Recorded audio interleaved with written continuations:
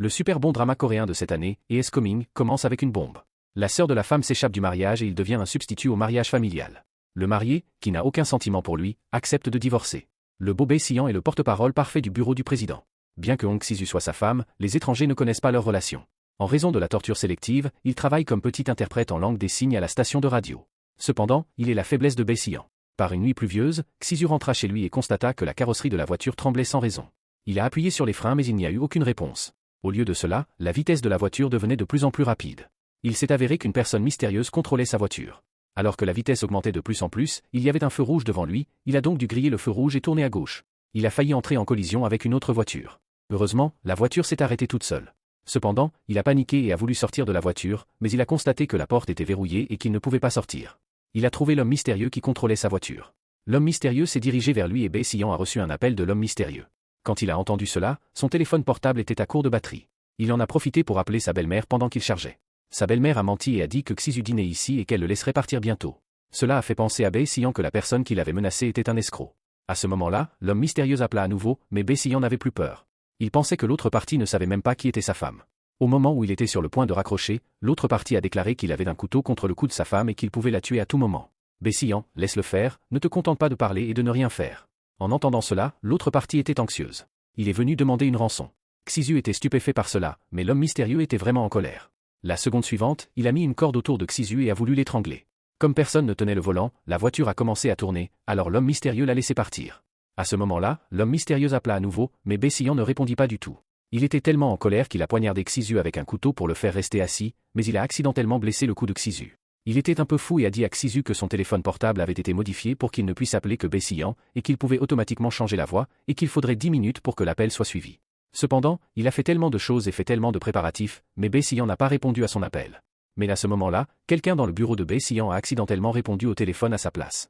Bae Si-yeon lui a dit à nouveau que s'il voulait le faire, il devait le faire rapidement et le rappeler après qu'il soit devenu un cadavre. Puis il a raccroché le téléphone. L'homme mystérieux est redevenu fou, mais cette fois, celui qui était le plus en colère était Xi-su. Il était profondément blessé. Les larmes aux yeux, il appuya violemment sur l'accélérateur.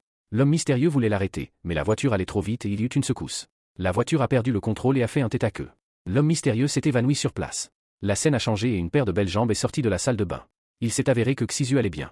Il est rentré chez lui sain et sauf. Il a recouvert l'endroit où il s'est coupé avec un autocollant pour fenêtre. À ce moment-là, une voiture remontait le temps. Bien que Bae Si-yeon ait entendu de sa belle-mère que sa femme dînait à la maison, il était toujours inquiet.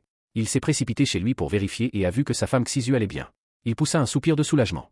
Il lui a parlé de l'appel frauduleux qu'il avait reçu, mais Xi-su l'a ignoré. Il était toujours en colère contre la cruauté de Bae Si-yeon. Mais Bae Si-yeon se demandait pourquoi sa femme servait du riz. Sa belle-mère n'a-t-elle pas dit qu'il avait mangé chez sa mère? Xi-su l'ignora et retourna dans la pièce. Sa belle-mère l'a rappelé et lui a demandé pourquoi il n'était pas allé à la clinique récemment. Pas étonnant que son estomac n'ait pas réagi. Xi-su était tellement fatigué d'écouter qu'il a caché son téléphone sous l'oreiller. Il se souvient de la scène de son mariage il y a 3 ans. Il n'était qu'un substitut pour sa sœur qui tentait d'échapper au mariage. Lui et Bae Si-yeon étaient tout simplement le roi d'un mariage familial. Le mariage n'était pas ouvert au public. D'autres ne savaient pas qui était la femme de Bae Si-yeon. À ce moment-là, Xi-su réfléchissait beaucoup. Est-ce que ce plan peut fonctionner?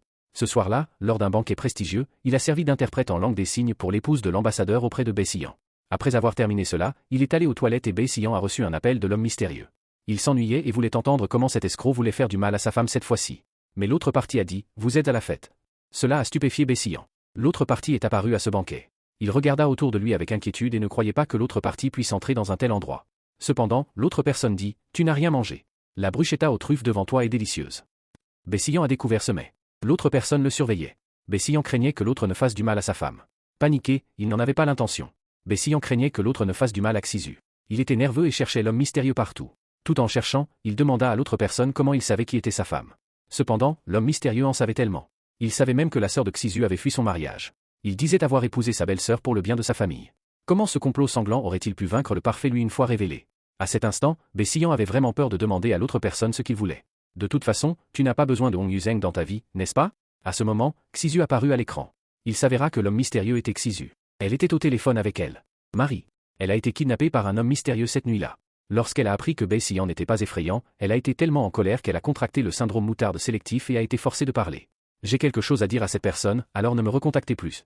Mais Bae Si-yeon n'a toujours pas répondu. Furieuse, elle a accéléré le pas, ce qui a provoqué l'évanouissement de l'homme mystérieux. Elle a également récupéré son téléphone portable. Cependant, elle ne s'attendait pas à ce que Bae Si-yeon dise qu'il n'abandonnerait pas Hong Si-su.